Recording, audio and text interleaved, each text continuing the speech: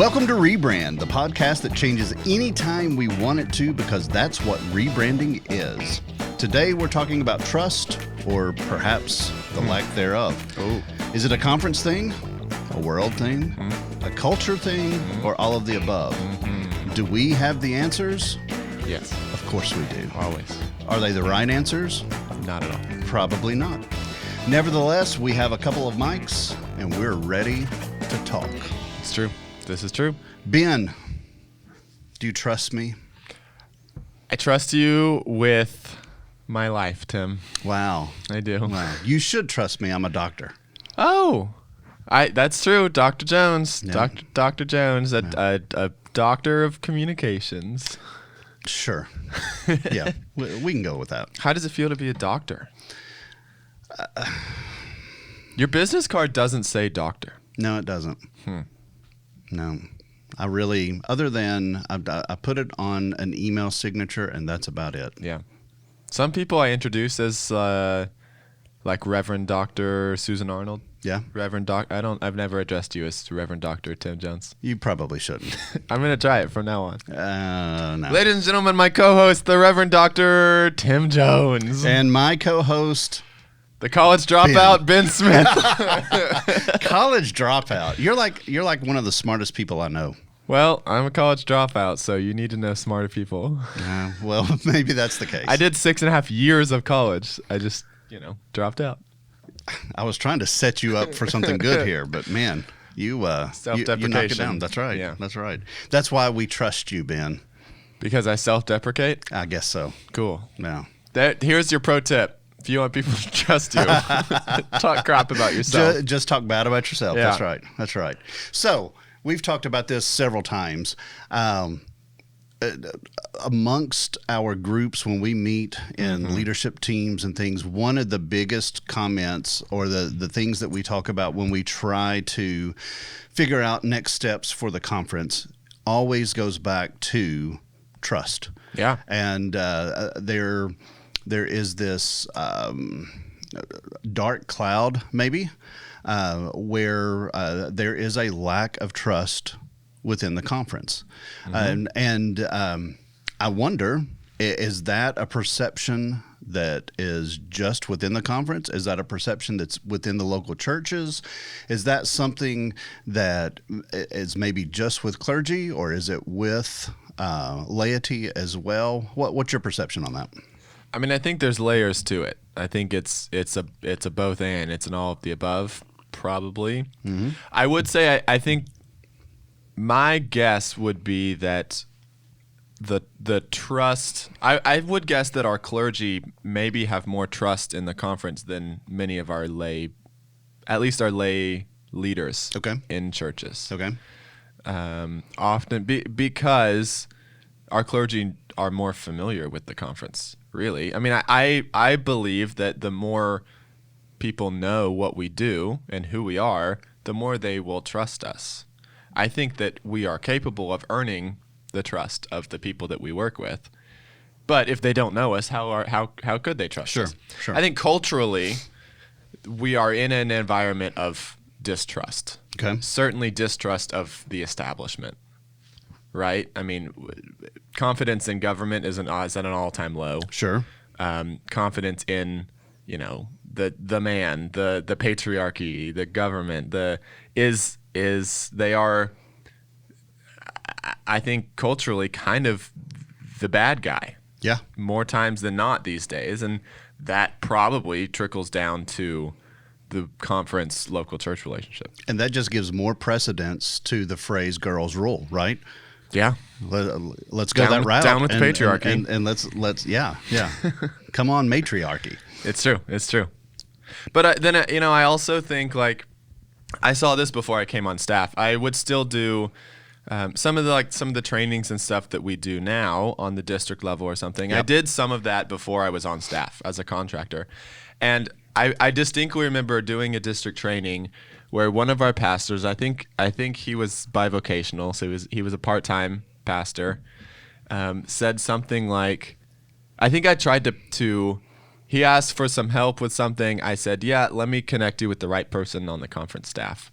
I don't even remember what it was or who I needed to connect him to. I don't think I told him a specific person. I think I just said, let me connect you with someone on the conference staff. And he said, well, I'd rather work with you. You're not one of those conference folk. Yeah.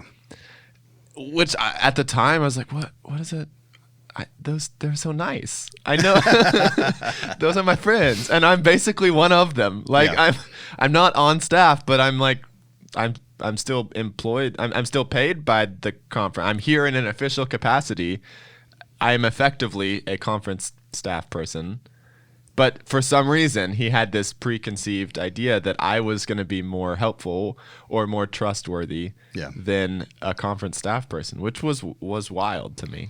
I tell you, I've been here. I'm in my 6th year now, which blows me away. That this guy is old. I am old. I am. I think the biggest shocker for me coming on conference staff was the way it affected my relationships with other clergy. Sure. And I noticed very quickly that being asked to hang out, or just when you see each other, the conversations were just different. Yeah. And because everybody wanted to hang out with Tim Jones. Of course. I mean, I'm so much fun. Yeah.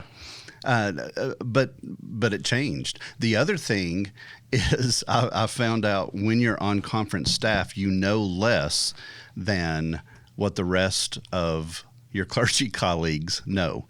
And from the standpoint, and especially being communications, maybe I'm telling on myself, I don't know, maybe I'm doing a crappy job, but I would find out, especially those first couple of years, people would ask me questions about, hey, what about this? What's going on here? And I have no idea what you're talking about. And then start nosing around to figure out what it was. And sure enough, they would know things before I would, which was crazy. But that's where I realized the conference trust thing. There was a lack of conference trust to go from the folks that I would consider pretty close friends moving into this position, and how that drifted away. I'm not saying that I lost friendships or anything, but the conversations just became different. And the relationship was changed. And I talked to other people here, other clergy that were here, and they all had similar, whatever the word is, similar experiences. Thank you. So is that lack of trust, or just I don't know, maybe a difference in trust? Is that inevitable? Is that an earned distrust? Where does that come from? I don't know. I don't know. I think that is part of the issue. I don't know that we can pinpoint where it originated, or the lack of trust, where it originated. And when you can't pinpoint exactly where it originated, it's hard to figure out how to move past that. Yeah. I will say, I think that Bishop Wallace Paget has done a phenomenal job in trying to make that better. With the way that she communicates, as well as one of her goals has been to open up more leadership positions. Yeah. And I do think that probably, whether it's subconsciously or just flat out the way that it is, I think that plays a part when you have the same people that are serving in the same positions or rotating from one area to the next. Not that they've done anything wrong, but I think that can form a kind of a culture that can lead to mistrust. Yeah. And so by really focusing on, let's get other people, new people that haven't served in, one, they can experience conference leadership and see what's going on. But two, we have a greater diversity of thought, and action and leadership. Yeah. Well, and I think a big part of what Bishop Wallace Paget has brought is transparency in communication. Yeah. That, I mean, from day one, that was an explicit value of hers. And then also structures and procedures that people can put some trust in as well. And so I look especially to the appointment process, right? She came in and said, hey, we're going to here's the timeline. We're going to put out a timeline for when you're supposed to know these things. The process that we walk through as an appointment cabinet, I'm speaking on her behalf, I'm certainly not a part of the appointment cabinet, the process that they walk through and on the appointment cabinet, and exactly what that whole process looks like. I think that bought her or gained a lot of trust from our clergy. Yeah, I agree with that. And so I do think that we're trending. Hopefully, we're trending in the right direction. And I tell you what, if we're not, we can be a vehicle where people let us know. Man, jump on and email me, email Ben, email Rebrand Podcast, whatever, and let us know how we can improve this, because it is a conversation that happens all the time, and we want to get better, because ultimately we don't want the things in the past to continue to distract us from moving forward to our mission of making disciples, our mission of making passionate spiritual leaders, and growing the conference the way we feel like God is wanting us to grow it. Yeah, definitely. So I think it would be, we would be remiss not to bring up that leading through a pandemic, sure, I think certainly did not help for local church conference trust. Sure. Right? What did that look like? I was not on staff at the beginning of the pandemic, though I did a lot of conference work in the early pandemic, and came on sometime mid or post pandemic. Right. Are we post pandemic? Who knows? Idea. Will we ever be post pandemic? Right. But you were here from before the pandemic started, and through the beginnings of the pandemic, when we had mandatory church closures, right? We weren't allowed to be in the building, and that was a big point of contention for many of our churches, and still is. I hear all the time that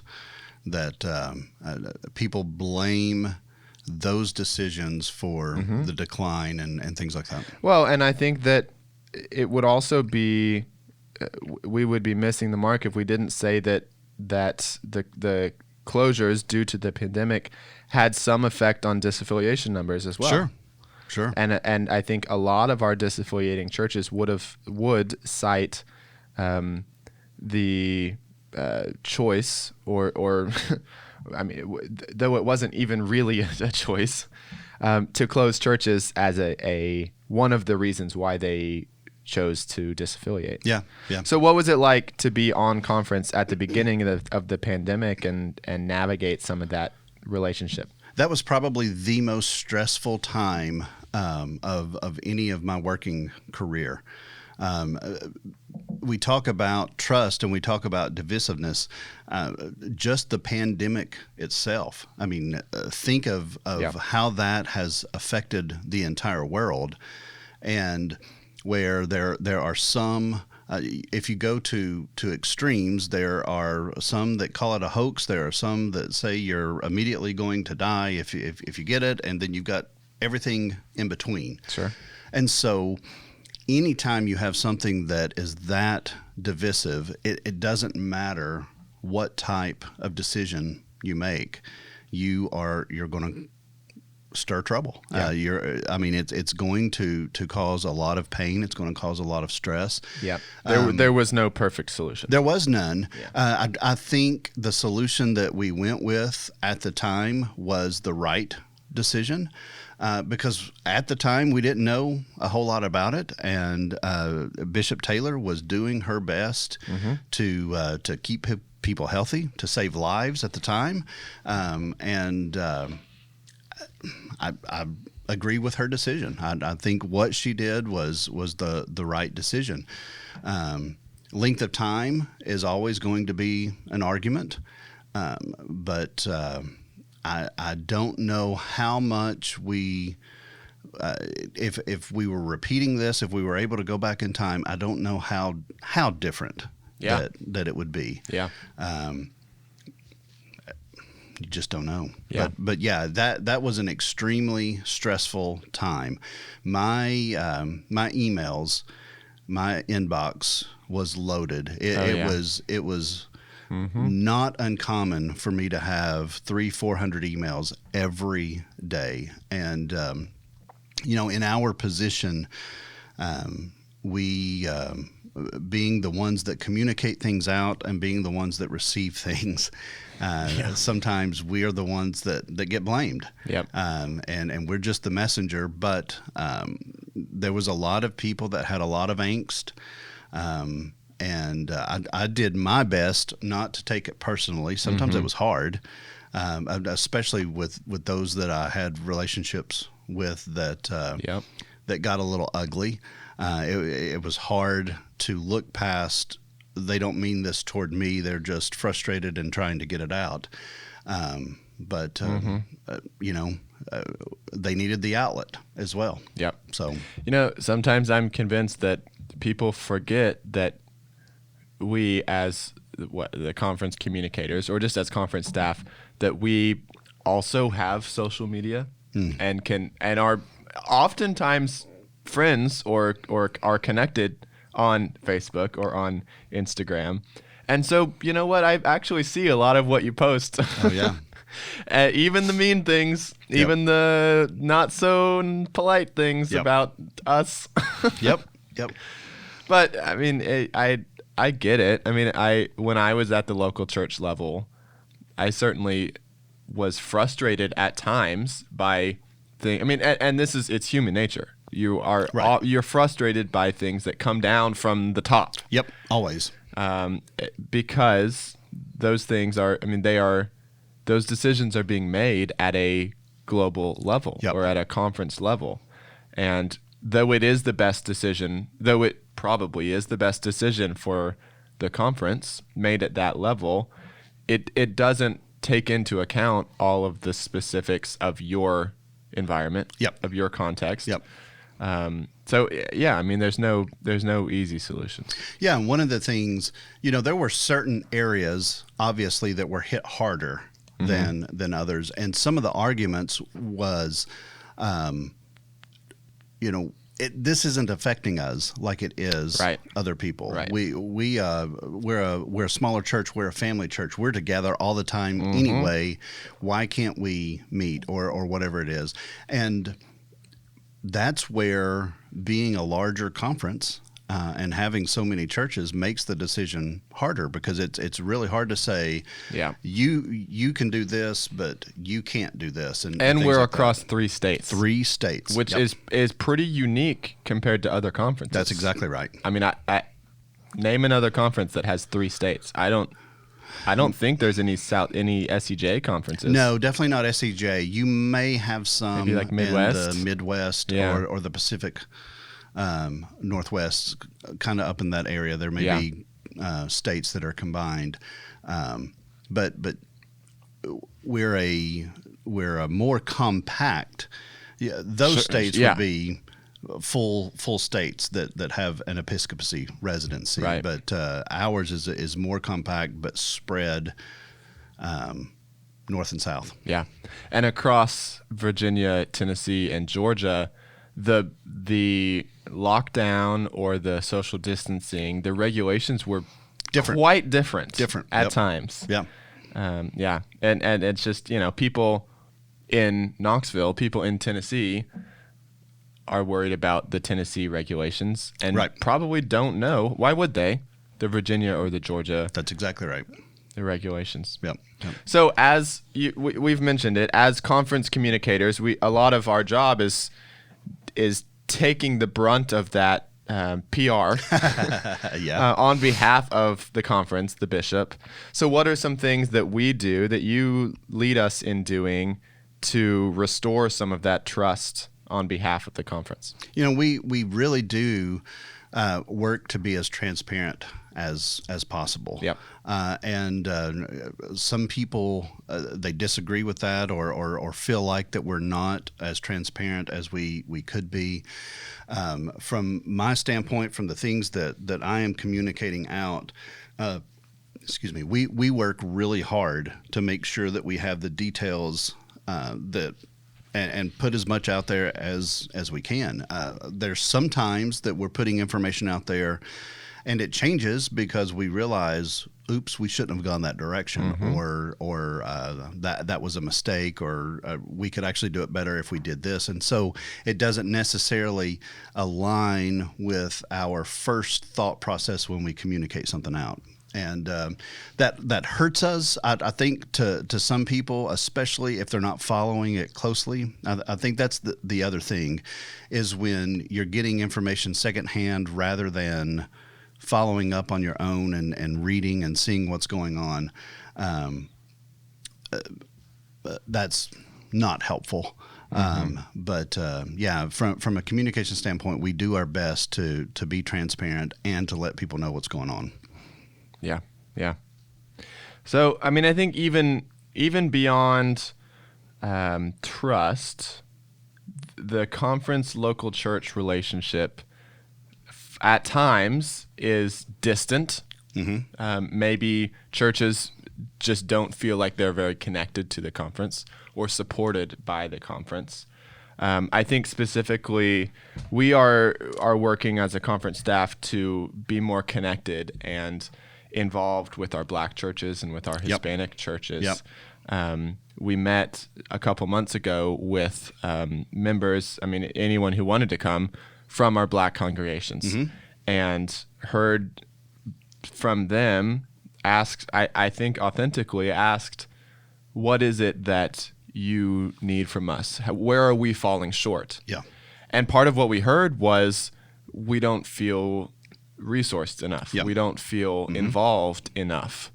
That the conference isn't doing enough to make a place for our Black churches. So that's a big, I mean, I think even going back to trust, that's a big part of it, making space for the people who are part of our conference. Yeah, absolutely. We're in such a good and bad place at the same time. The good place is the whole reason we came up with this podcast rebrand is because we were looking at what was happening in Holston, and Holston is in the process of rebranding everything, mission to ministry to leadership, everything that we do.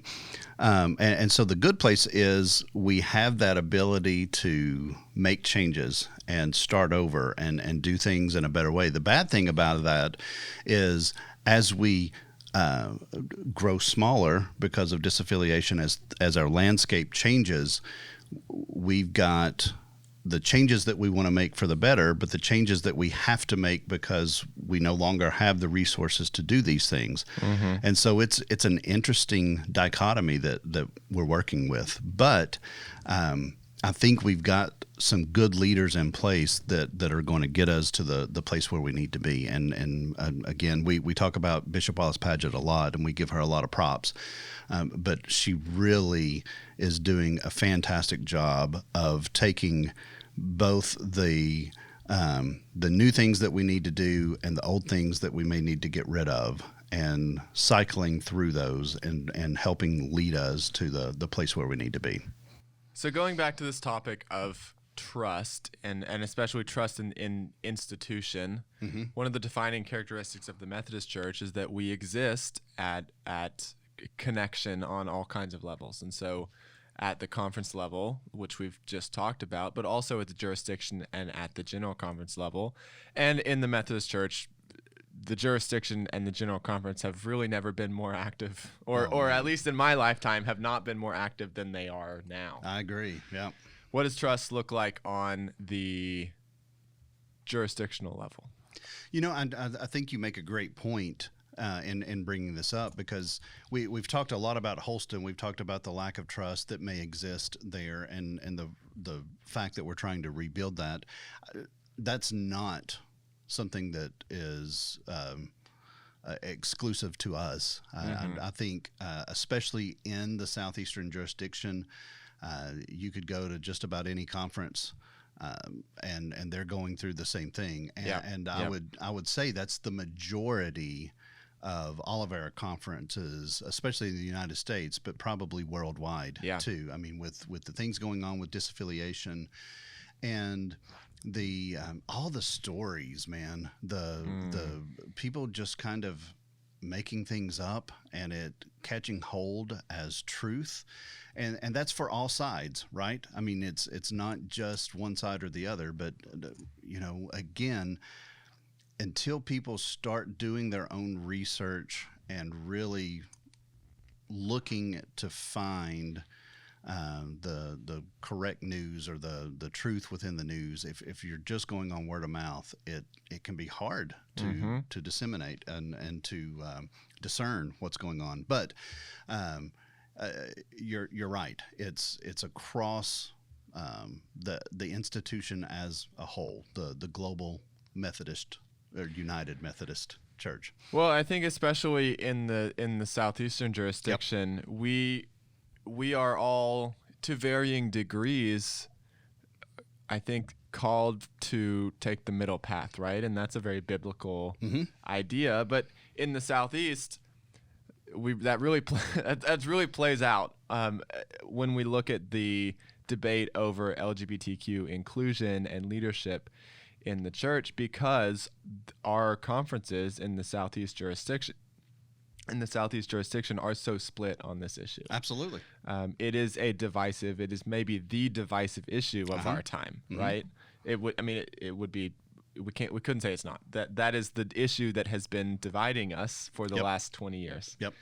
And so I think when you are in a position like many of our conferences are, where you are trying to appease both sides, then you kind of take hits from both sides. Absolutely. And it's this constant give and take. You have to maybe disappoint this side to appease this side a little bit, and then hopefully you swing back the other direction a little bit, and you might piss this side off a little bit to appease this side. Yeah.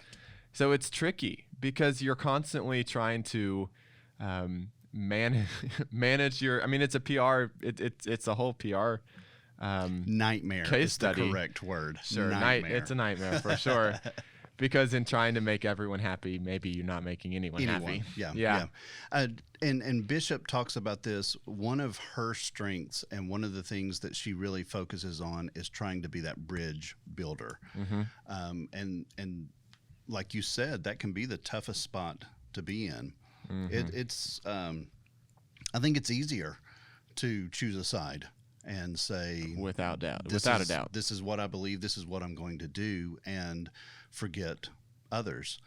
But that's what we've done. I mean, that's kind of human nature. And so it is much, much harder. And John Wesley talked about it years and years ago about looking for the third way. And that's what we're trying to do. We're trying to navigate this in a way that not appeases, not even appeals, but that can minister to all people. That makes space for all people. For all people. Yeah, that's right. And it's tough, especially in a society, in a time in our society that is so polarized. Yeah. I mean, more than it has ever been. Yeah. Politically, I mean, they believe this, so that's the opposite of what I believe. Yep.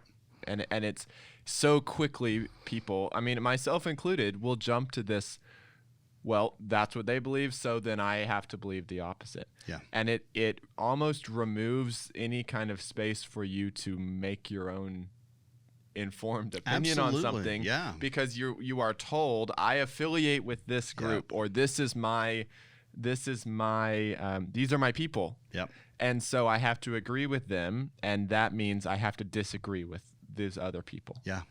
And there is not a lot of drive outside of the church, outside of the Methodist Church, to find commonalities. We're always looking for places of difference. Yep. Yeah, and that human nature and social media has really, we've talked about this before, social media has really emphasized negativity. It's so much easier to be negative. It's so much easier to be drawn to negativity than it is for positive things. We've talked to Annette before. Annette Spence, the editor of the call on the communications team, she does a fantastic job of writing good news, hopeful stories within the call each and every week.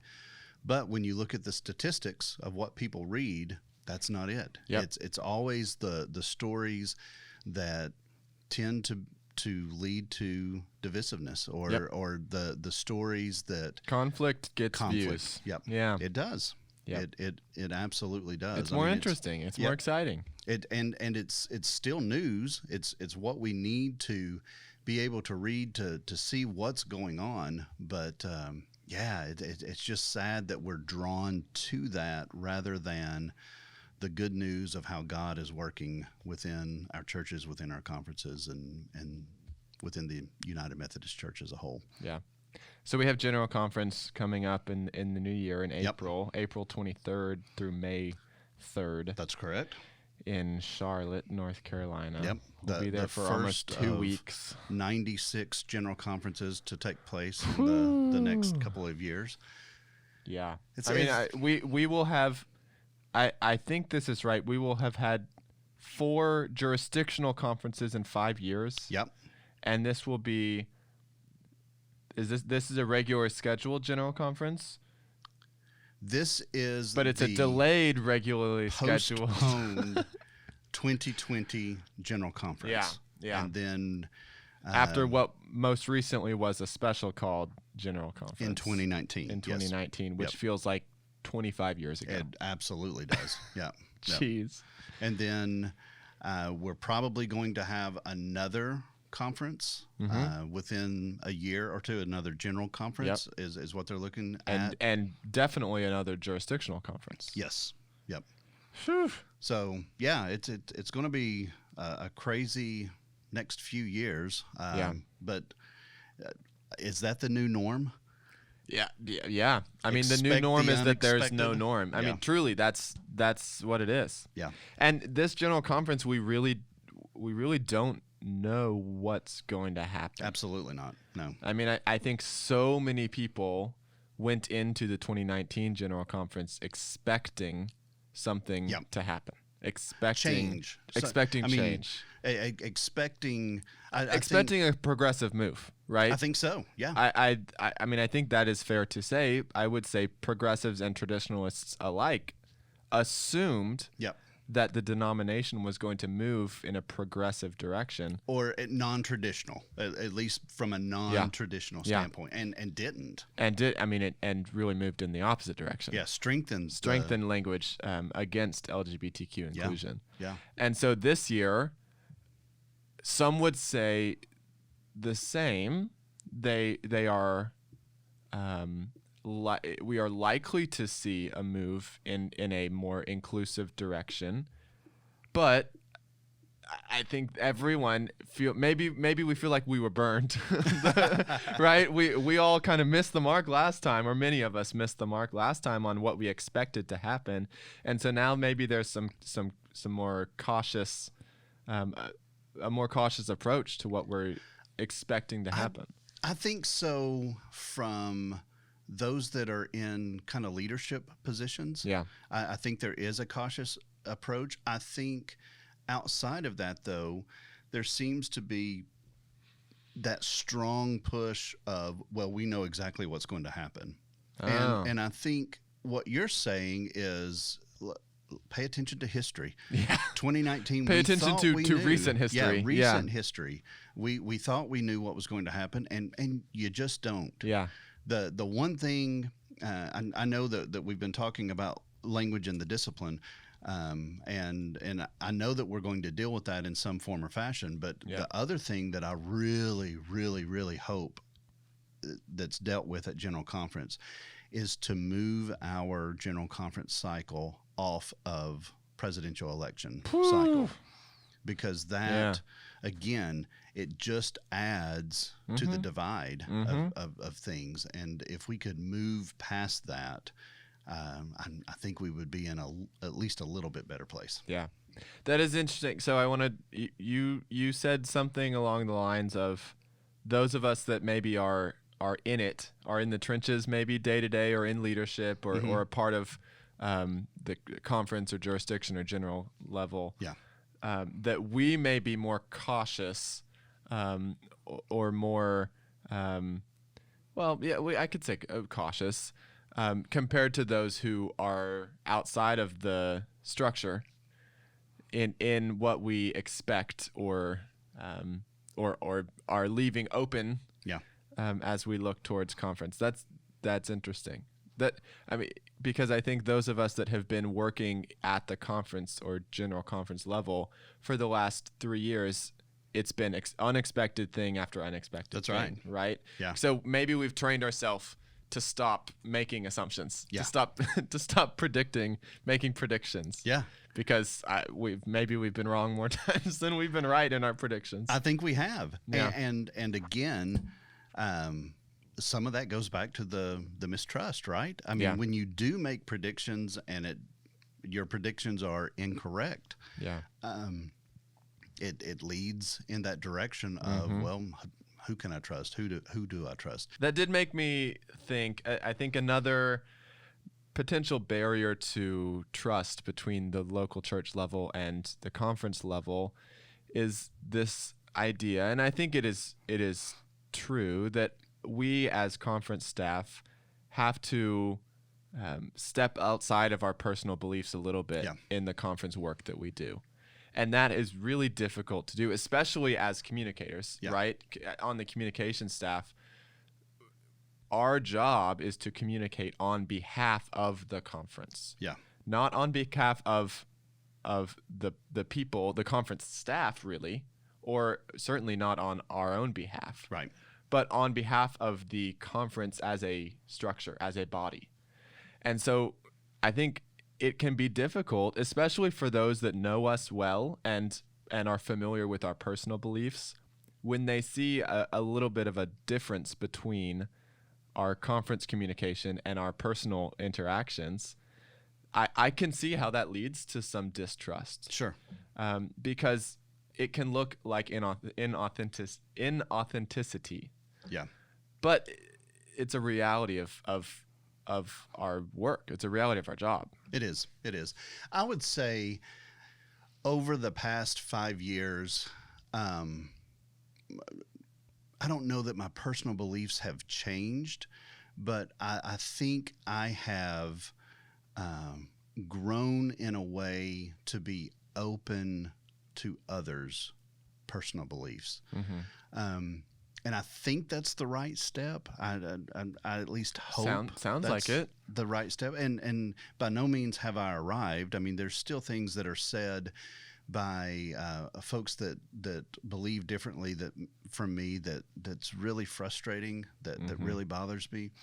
But I do when I can move past the moment of my own frustration or anger or whatever it may be, and remember that it's okay that we have the different beliefs, and because we have different beliefs, we can actually grow from that. That's helped me through this season, and it also. Again, like I said, I don't think my personal beliefs have changed that much, but it does give me more empathy toward people that may believe differently than I do, if that makes sense. Yeah. Well, and I think it can be difficult, especially in this day and time, because everything has been politicized. Yeah. But what I find myself stumbling into all the time is in an attempt to not bring my own politics into our work. Yeah. I avoid topics, or I avoid interacting on things that should not be political, but have been politicized. Yeah. And so there are things, I mean, you get into social justice, right? Sure. And that have been politicized, but that I believe are integral to living out a Christian life. Yeah. And so I don't know. I mean, that's there's a fine line there, or there's a gray space, or I think we're never really going to know confidently where that middle path, where that third way is, right? Yeah. Because things are political. Mm-hmm. That's just it. I mean, they just are, or things that shouldn't be political have become political. Yet that doesn't mean that we can disregard them. Some things we have to address. Yeah. So when we look at combating racism in Holston, Mm-hmm. right? It's a political statement to say that there is racism in Holston, that there are racist aspects to the structures that we have in place, Sure. that there are people who act on racist ideas Mm-hmm. in our body. That's political. But it also, I believe, we are called as Christians to address those things. Sure. So how do you individually, how do you go about sorting out how to address those topics? I think it's tough. Yeah. And I also think that you can ask me the question now, you can ask me the question tomorrow, and you may get different answers. Yeah. Because I have, if we're just going to talk about racism and use that as the example, and Okay. I think that's one of our best examples that we can have on this topic. I have finally gotten to the point where I am able to admit to myself that I have racist tendencies. Yeah. That I am a white male, middle class, that has all kinds of privilege. Mm-hmm. And that's a political statement. There are probably going to be listeners that roll their eyes about that and maybe even get upset Mm-hmm. with me about that. But because I'm able to at least begin to see that, it has helped me to see that my black brothers and sisters have a tougher road. Mm-hmm. And because of that, what can I do to help that out? And that's political as well, right? Yep. I mean, Yep. is that my white privilege coming out saying, oh, well, let me just go fix this? Yeah. And so there's the inner struggle. And then what you talked about, there's also the outer struggle mm-hmm. of when I say something like that, who is it that I just turned off? Who Yep. hears this and now they're done? How many subscribers did we just lose from Rebrand because I made that statement? Mm-hmm. And it goes back to the politics of things. It goes back to the sense of always wanting to be right. And this is human nature, and that sense of power and control. And I don't know the answer. I don't know the answer to move beyond that until we can be truly retrospective of our inner desires and our culture and who we are, and accept who we are, but also look to be better. And I think that's what Jesus calls us all to. Yeah. Well, and I think you mentioned that you have some white privilege in having the opportunity maybe to come in and save the situation, fix the situation. But I think also you and I both obviously have an incredible amount of privilege in choosing when we get to absolutely when we get to lean into this topic, when we get to talk about it, or when we can choose to avoid it in our communication or in our work or in our personal introspection. Yeah. Because for many of our black brothers and sisters, they don't get to choose when to think about racism, right? But we do. We can choose to avoid it. Yeah. But what's difficult, I think, with the issue of racism for us, mm-hmm. it is maybe controversial, but I think that we are at a place now where we're not going to be, we're not going to be off-putting to a huge group of people by saying there's racism in Holston. Right. And so that is a political debate or topic which we are able to talk about and we're able to lean into. Mm-hmm. If you continue on that spectrum, if you look at the issue of LGBTQ inclusion in the church, the same, I said about racism that we have I believe, a moral and Christian obligation to address it. Some would say the same thing about LGBTQ inclusion in the church. And so, where's the line, right? Absolutely. And I guess it's a personal decision, right? Where you draw your line on what's professional, what has a place in your professional communication, and what you have to leave for personal interaction. And that is the challenge, is knowing where to draw that line. That's right. And I don't know. It's hard. And you said it already. On different days, that line moves for me. It does. On some days, I'm like, you know what? I'm going to lean into this, and I might piss some people off. But I really need to. I feel like I need to be a little more open about my personal beliefs here because it does. My political beliefs do inform my religious beliefs. But on some days maybe I'm feeling more big tent, more placing more value on creating space for those who I disagree with. Yeah. And you're right. Emotions play a big part of it. Energy plays a big part of it. Again, we talked a little bit earlier about staying in the middle and trying to be big tent is a much harder thing than being one side or the other. And sometimes I don't have the energy to be big tent. Sometimes I just want it to be, let's just be normal. Let's just go with what we got. Let's just move forward. Let's stop the argument. The energy level's not there. I just want it to be easy. And that's difficult. And it's not lost on me that the very fact that we get to decide, that we get to move that line, that we get to decide when we lean into, if it's social justice, when we lean into those issues and when we don't. I mean, there's an incredible amount of privilege in just that, the ability that we have to be able to move that line. Absolutely. Yeah. Anytime you have a platform like we do, we have a communications platform for the conference.